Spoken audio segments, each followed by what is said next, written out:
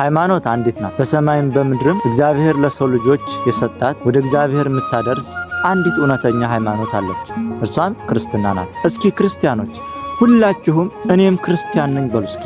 አንድ ቀን የሞት ቀን አለ። በቅርቡ በተደረገው ጥናት ወደ 40 ምናምን ሺህ ደርሷል ተብሏል። የሃይማኖት ቁጥር ማለት ከዚህ ሁሉ ትክክለኛና እውነተኛ ወደ እግዚአብሔር የምታደርሰው ሃይማኖት ክርስትና ናት ማለት ነው። ቅዱስ ጳውሎስ በኤፌሶን መልእክት ምዕራፍ 4 ቁጥር 4 ላይ አንዲት ጥምቀት፣ አንዲት ሃይማኖት፣ አንድ ጌታ እግዚአብሔር አለን ይላል። እውነት ነው።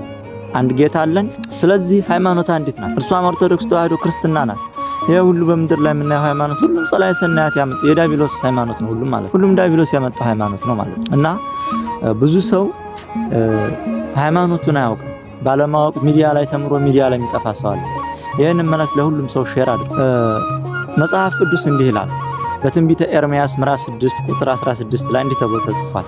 እግዚአብሔር እንዲህ ይላል በመንገድ ላይ ቁሙ ተመልከቱም፣ የቀደመችውንም መንገድ ጠይቁ፣ መልካሚቱ መንገድ ወዴት እንደሆነች ወቁ፣ በእርሷም ላይ ሂዱ፣ ለነፍሳችሁም ረፍት ታገኛላችሁ። እነርሱ ግን አንሄድባትም አሉ ይላል።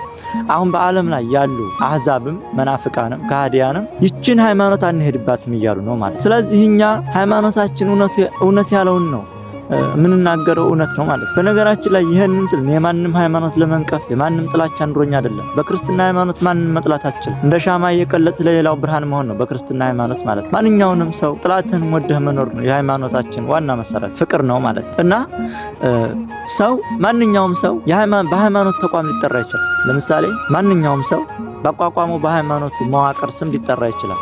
ሰው ግን በተፈጥሮ ክርስቲያን ነው። ከወንድሞቻችን ጎን እንቁም፣ ከሃይማኖታችን ጎን እንቁም። አንድ ቀን የሞት ቀን አለ፣ የሞት ሰርግ። ሁሉም ሰው የታደመበት አንድ ሰርግ አለ፣ እርሱም ሞት ነው። የሞት ቀን ሳይመጣ ሳይመሽ ጊዜው ሳያልፍ በወጣትነትህ ጊዜ እግዚአብሔርን አስብ ይላል መጽሐፍ። እግዚአብሔር ይስጥልኝ።